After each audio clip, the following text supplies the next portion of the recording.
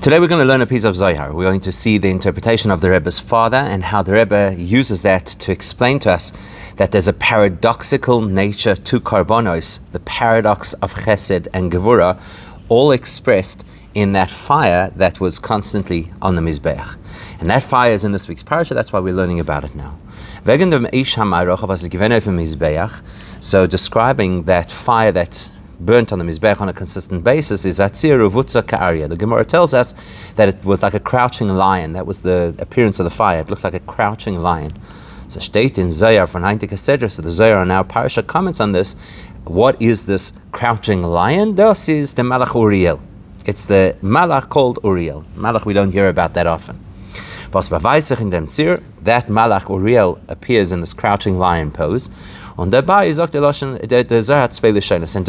it, the Zohar says two different and what would appear to be even opposing statements. Freer state, initially the Zohar says, as ischaze kechizur chadarya tekifa revi al tarfe. First explanation or description that the Zohar gives is like this lion that is powerful and pounced or crouching over its prey. On the Noach, then he gives a second description, that the fire appears like a great lion on a korban. So Rabbi comments on why it is that the Zohar has two different commentaries and says as follows. Firstly, the first distinction is that in the initial description it's a powerful lion, and in the second one a great lion. And the first time it talks about the lion being on its prey, and the second time the lion being on the korban. So what is the reason for that distinction? And as Mevar, so the Rabbi explains, as in Arya Shememerkava Hal Yonin Zayin Do Tzvei Yonim, the lion element of the divine chariot, which is an expression of godly power. So there are two elements to this lion, Chesed u Gevura. There's a lion of kindness and a lion of strength. Why is that? Because on the one hand, the word Arya, the name of a lion, has the same gematria value as Gevura, so therefore a lion is a symbol of power and of strength. Yet on the other hand, in the vision of Yecheskel, when he describes the Merkaba, the lion is to the right-hand side, which is of course the side of Chesed. So there's a paradox to this lion, which is represented in the fire of the korban and representative of this Malach Uriel. With that distinction that there's a Chesed and a Gevura element to the lion, and to the supernal lion, and to Uriel, we can understand the two expressions of the Zohar. Initially, the Zohar describes the Gevura element of the lion, and therefore, in the Arya Takifa, he talks about a powerful lion, that's Gevura, and Revi al Tarfe crouching on its prey, again highlighting the strength of the lion. Because Tkifa Tekev Chesed Gvaisef Gevura, strength obviously is a symbol of Gevura. The idea of being a predator and ripping prey is of course associated with Gevura as well. So that's the first thing the Zohar notes. And then and after that the Zohar describes the Chesed dimension of the same creature, of this Aryeh, of the lion, which of course represents the supernal lion. That's why it changes the language, because Rav Rava Godel, greatness or largeness, Vaistav Chesed, that represents Chesed, like we say largesse. Like we say, we said the Eibishter has Gedula, which refers to Chesed, and then Gevura. Also the word korban is from the word kiruv, to draw close. You mean that's something which is associated with Chesed, the right hand column. As the Gemara says in multiple places, you mean mikoreves, that the right hand is the one that draws closer. Okay, so what's the Zohar done? It's described to us two elements to the supernal Arya, the so-called lion, the Uriel Malach, the fire of the Mizbeach, Chesed and Gevura. There's still a missing piece, however. The Rebbe has discussed numerous times that in the Horas von Taten Geschim Gevarim Bekitzer. So he often says that Reb Leivik, because of circumstance and also because of his style, would write his commentary in a very succinct way. Und die Inyonen, was die Lemon Ma'ayin ken sich allein chappen auf sie, is nicht mevair. And anything which the person studying Reb Leivik's commentary would be able to work out on their own, he doesn't write. So in other words, the Rebbe is priming us for the fact that there's more information to what Reb Leivik is teaching us over here, and we have to find that expansive insight. So when you read and learn what Reb Leivik has said about the Zohar, it actually raises a question for us. If it is correct, as we've learned, that Aryeh symbolizes both Chesed and Gevura, because the Aryeh has within it the elements of Chesed and of Gevura, why then does the Zohar split it into two separate discussions as if they're two unrelated elements? First, the description of Gevura, and then the description of Chesed. Why doesn't the Zohar put them both together, seeing it as it is the same element, the same being, the same entity that has both factors? So it could have said something like Arya Takifa Viravrava, a powerful and great lion, Raviva al Tafar Carbonus, who's on its prey, which is the korban, or some other language like that. Because despite the fact that Chesed and Gevura are obviously different, not only are they different, but they are contrary to each other. And yet,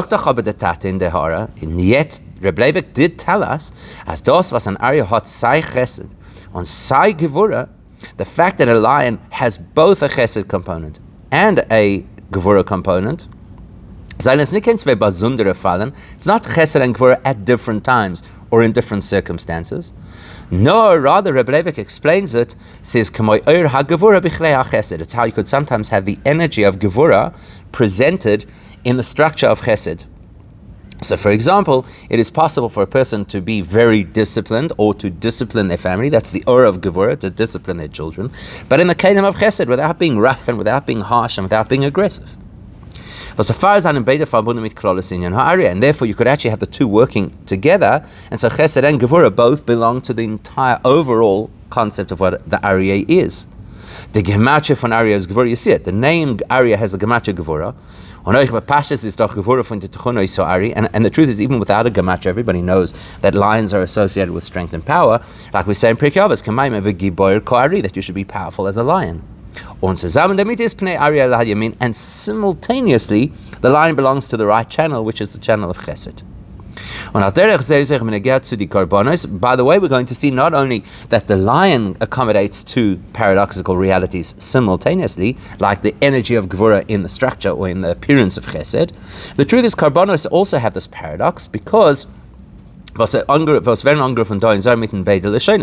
Carbonus in the Zohar are also described in two paradoxical terms. Tarafei Gevura, on the one hand, it's considered prey, which is an expression of Gevura. Carbon Chesed, on the other hand, it's called carbon, which is from the word lekarev, lehiskarev, to come close, which is Chesed. Which means that every carbon must have simultaneously Gevura and Chesed operating, and that'll be a big part of what we're going to discuss. The hakrav al gabei mizbeach, when you bring an animal and you put it onto the mizbeach and it burns up in the fire of the mizbeach, is alom el matelamayla. That's an elevation of something from the lower realm into a higher state. That is Gevura. Gevura is always about elevation, and by the way, that's why there's fire there as well, because fire is an element of Gevura. Yet on the other hand, und das pel dennoch nachas ruach lefonai, having brought the korban, stimulates a nachas ruach from Hashem, which is amshachas tainug melmayla lamata, which means that we bring down a very profound level of divine pleasure down into our experience. Anything that comes from above to below, that's Chesed. We can even take it further. Actually, both things happen simultaneously, because the way we first described it is it's in two steps. First, there's the step of elevation, the Gevura of bringing the animal onto the Mizbeach, and then there's the reciprocal Chesed of Hashem's taining. But the truth is, they actually happen simultaneously. When you elevate and bring this korban to Hashem, which is the Gevura element, the upliftment of the animal, is an anoifen as a tail bleibti b'lematafadi achilas bolim or the kohanim. Part of it remains for the benefit of the kohanim and sometimes even for the owners. That means to say that it's not completely removed from our world as pristine Gevura would do. There's a chesed element as well. We're going to share some of the korban with you, or some of the korban with a kohen. And even an oila where nobody gets to eat any of the korban because it all goes to Hashem is doch oila lekohen. The halacha still is that the skin of that animal is, as a means of chesed, given to the kohanim. And even the unique scenario of a kohen having to bring a korban mincha, in which case the entire korban has to be burnt on the mizbeach, is the union for them korban, and what are the circumstances under which a kohen brings a korban mincha? So either to induct the kohen into service, that's a benefit for him, or it's a form of atonement, which is also a benefit to him. When would it be atonement? By minchas kohen oni, when a kohen is too impoverished to be able to bring a regular korban chatas. And in that case, he'd be bringing the mincha instead of the animal which a regular kohen would have to bring. So it's a double benefit to him. Number one, it's chesed because he's going to have atonement. Number two, it's chesed because it's made affordable for him. So what are we showing? That at the same time that you're elevating the korban, there is a chesed element as well, in the same moment, in the same activity. Now we can also talk about the nachas ruach, the pleasure that comes into this world, which is the chesed element through a korban. The kir of chesed from the Meibishn to makrif ha-korban, which means that the Eibishter comes closer to the individual who has presented the korban, is also farbun mit. It's not just that the Eibishter, Albi's, so to speak, own chesed decided to connect with this Jewish person. It's a response to the fact that the Yid did some avoida, folgun und bitul, which means A, the person followed what Hashem wants, which is gevura, that's discipline, and did so with an element of bitul, because that's how you bring a korban. Und das drückt sich aus in kiyum ha-Torah mitzvos, das alles ist verbunden mit gevura. Every single time that a person does any mitzvah, actually it's an expression of gevura, self-control, discipline, focus, elevation towards Hashem. And every mitzvah has to be done according to very specific parameters, according to what the Torah teaches. So what we see is that in the korban experience, in the chesed moment, there is gevura, in the gevura moment, there is chesed. So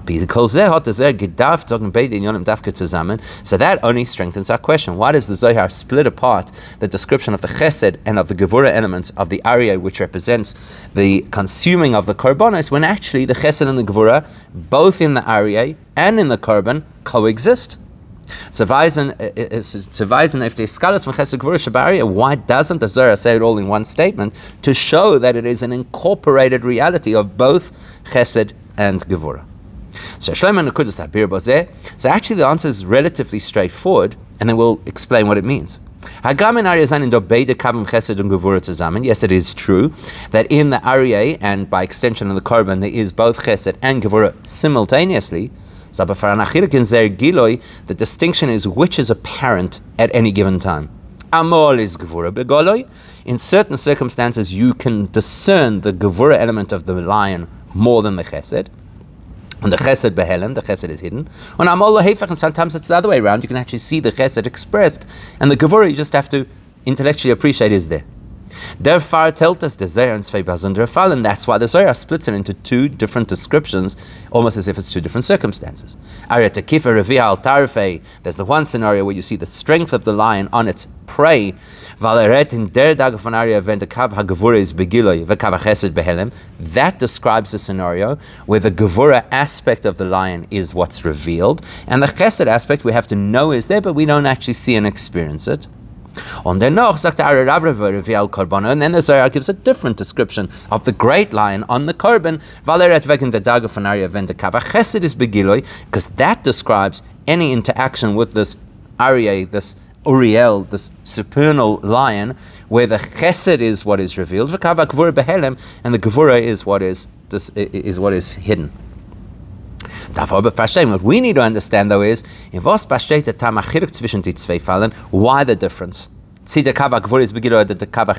Why is it that in this circumstance it's the gevura that is dominant and apparent, and in that circumstance it's the chesed that is dominant and apparent? We need to understand why that is.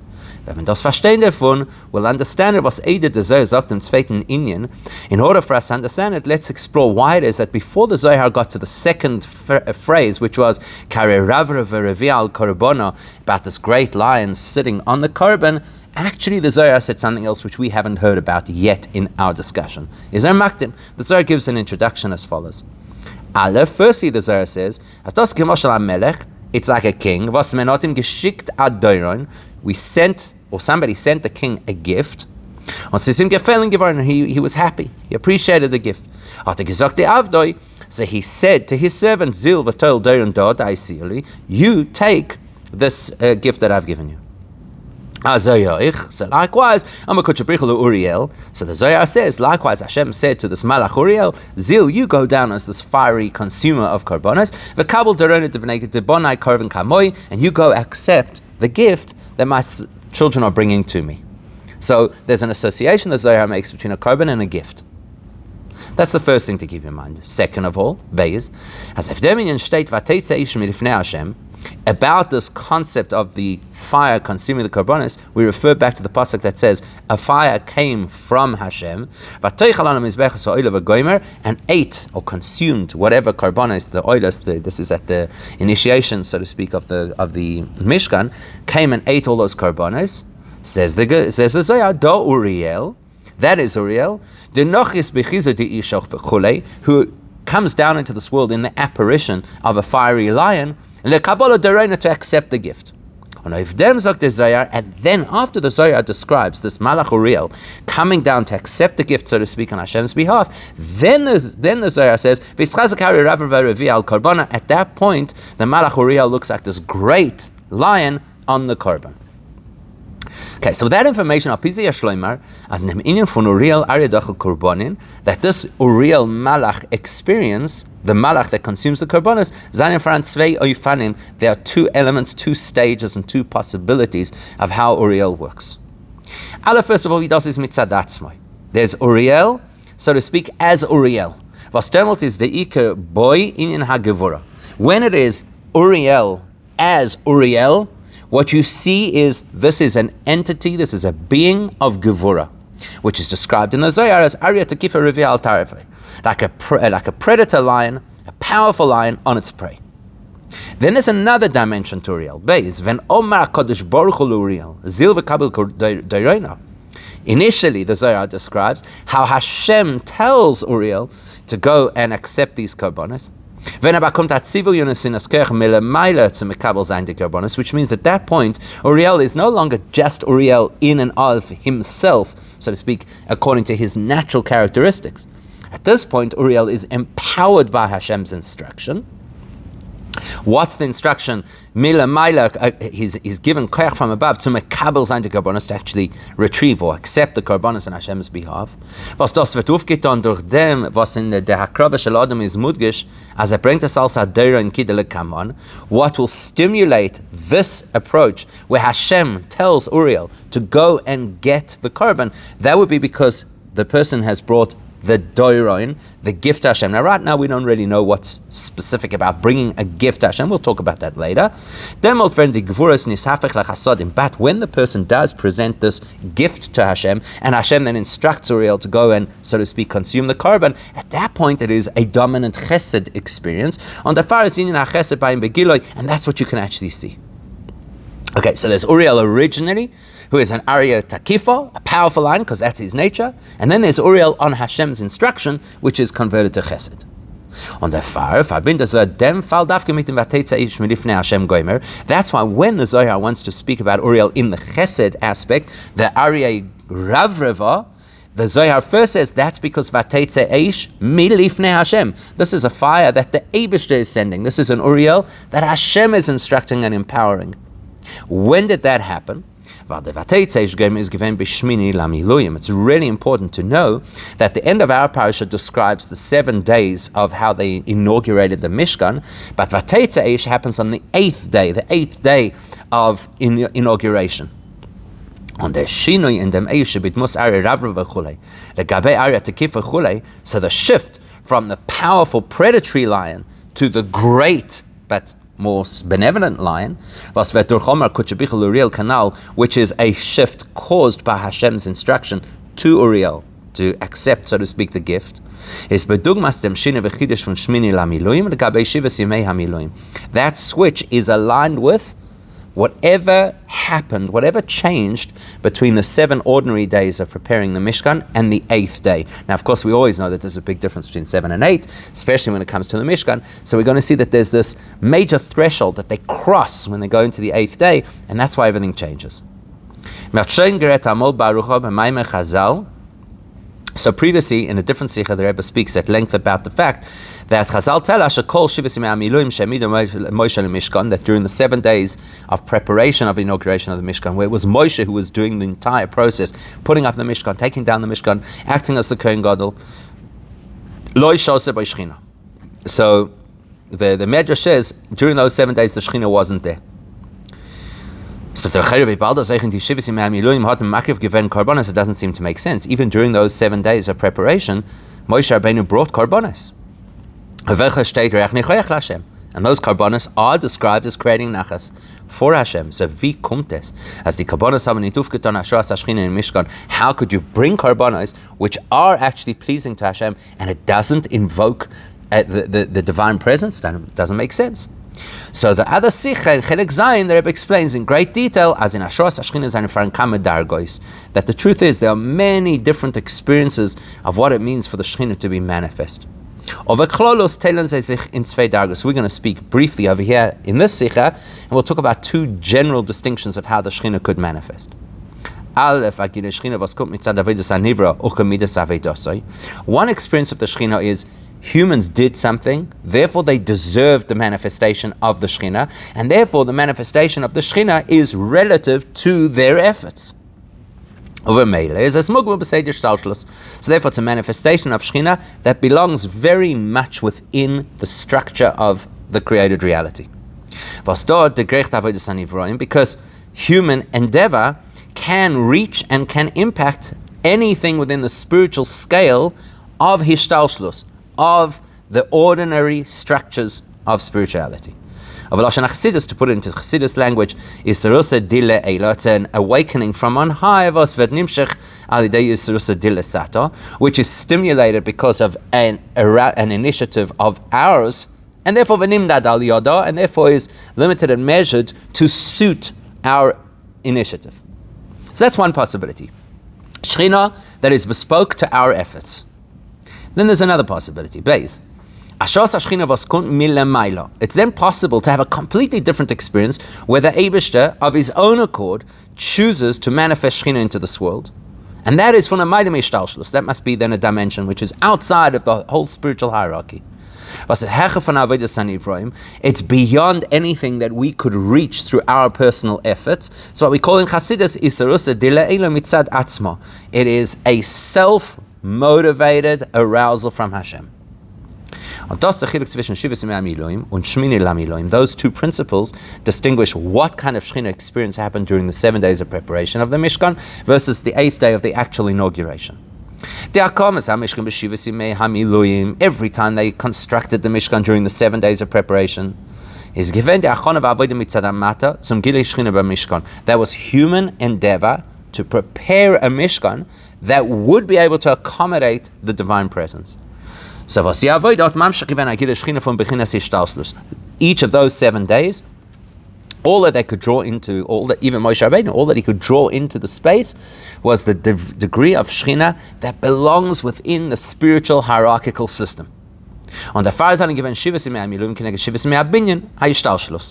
a 7-day process to correspond to the 7 days of creation, the 7 days that formed the structures of reality.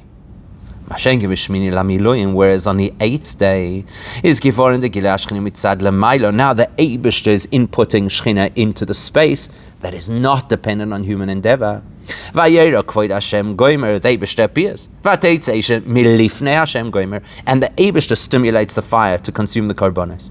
From Bechina Shmini was Hecha von Ishtalshlus. That means that we have now activated an 8th dimension that is beyond the entire spiritual structure, and therefore does things that are beyond our expectations and even beyond what we deserve. Now, even though we have defined that the number 8, and in this particular case, the 8th day of preparing the Mishkan, is completely outside of the spiritual structure, and therefore is a level which is completely beyond the goal and the reach of human endeavor, nevertheless, the Eibishter always makes it in such a way that we should never experience this great divine revelation and feel that it is a handout, which is always shameful, to receive a handout. ist eingestellt geworden als alle Amshachas kommen durch oder Hakdamas Avoida. So therefore the Eibusha created a system that anything that we experience, any divine input, will always be a response either to our Avoida or our Avoida will prepare the way to get that response. So it's not just a handout. You see it exactly in the story of the Mishkan. As Eides is givoren de Ashras Ashchina b'Mishkan b'Shmini lamiloim. Before you could have this incredible divine input of the 8th day of preparing the Mishkan, that day required human input. Before the Shechina enters the space, Aaron and the Kohanim have to bring different Carbonus, which allows the possibility of the Shechina entering the space, as Rashi points out. But the kind of Shechina that is now going to be activated is exponentially beyond human reach, even with all of our avoida. Is moving us is do achilik in teichen ha'avoida versus gerim di hashras hashchina. So there has to be a different style of avoida that we do in order to activate that massive dimension of Shechina. The gabei da avoida versus mamshach demer from sedei shtalshlos compared to the avoida done previously that was able to activate a Shechina dimension that is within the spiritual structure. So let's understand what that is. What are we supposed to do differently? Clearly we're supposed to do something very differently on day 8 to the preceding 7 days. Question is what? So let's understand. Because there's something really unusual about the inauguration of the Mishkan. We do know that Aaron had this shame about the Egel Hazav and he needed to atone for the Egel Hazav. And yet the Torah seems to put in a redundancy in that atonement.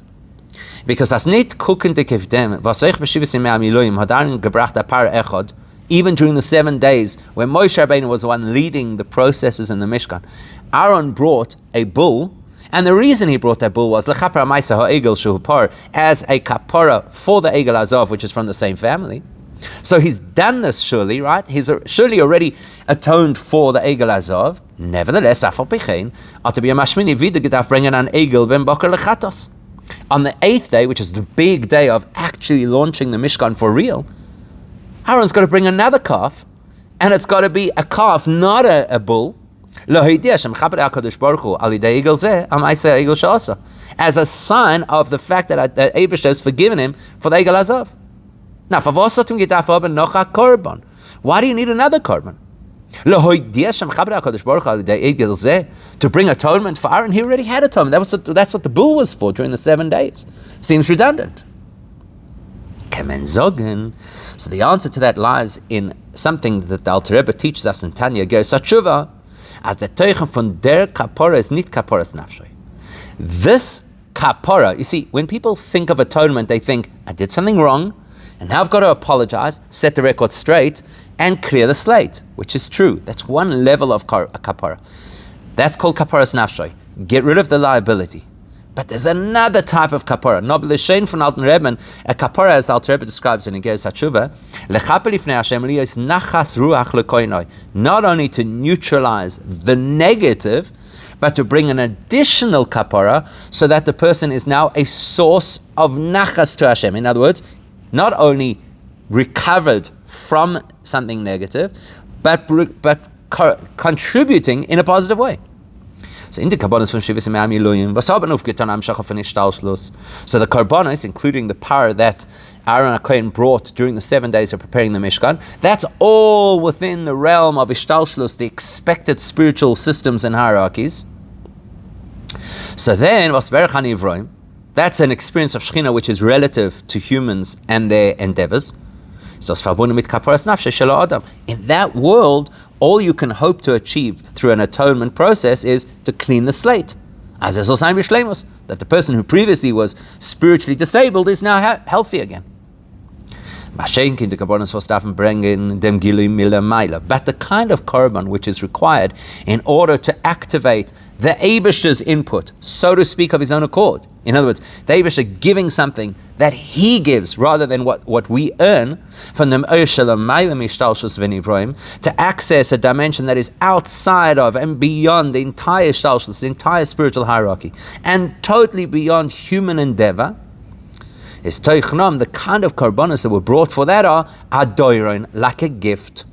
So like the person who says, yes, I know I've cleared the air from what went wrong in the past, but now I'm bringing a gift in order to add more nachas and value and happiness to you. Like the Gemara says, if you don't have some kind of a positive relationship with a person, you don't give them a gift. And the corollary is, when you give them a gift, you have some kind of a relationship. That's why, when it comes to the egel that Aaron brought on the 8th day, it doesn't say to atone, it says to let him know that they should atone for him. Which is a different language to the description of the par that was brought during the 7 days of preparing the Mishkan, where that was to atone. He doesn't say to atone, it says to make known that he's atoned. Because the entire focus of the Carbonus brought on the 8th day of preparing the Mishkan are to express how cherished we are to Hashem.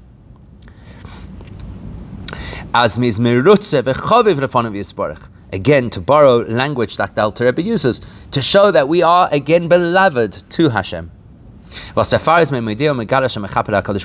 why it's revealed, it's told, it's known now that Hashem has forgiven you.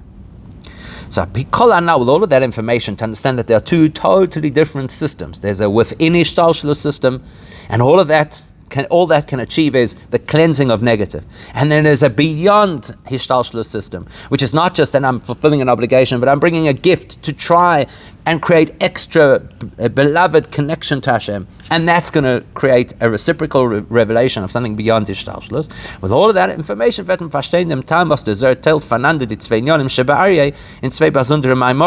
will help us understand why the Zohar splits apart the description of the Chesed and the Gevura elements of the Aryeh into two different parts. The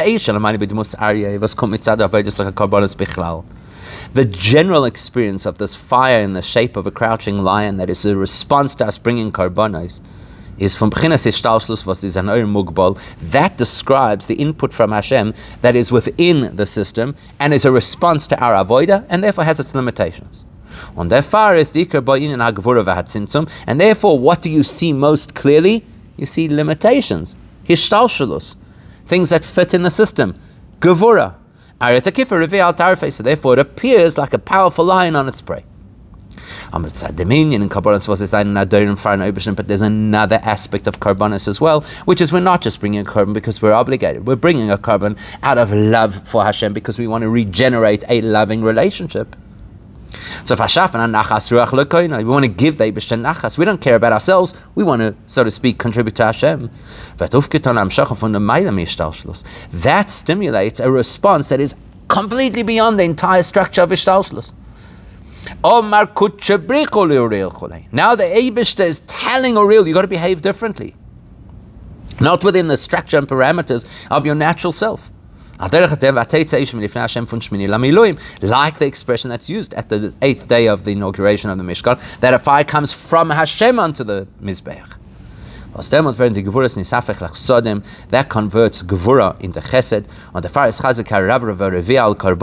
and therefore now the appearance of the same Uriel in the form of fire on the Mizbeach now looks like a great lion that's on a korban, revealing Chesed, and all of that because we had this motivation of saying, I'm not just going to do what the Eibishter says I have to do, but I'm going to go beyond that to create a chavivus between us and Hashem. And Hashem, with that kind of chavivus, the Eibishter should convert the Gevuras of Golus to the Chesed of Bias HaMashiach now.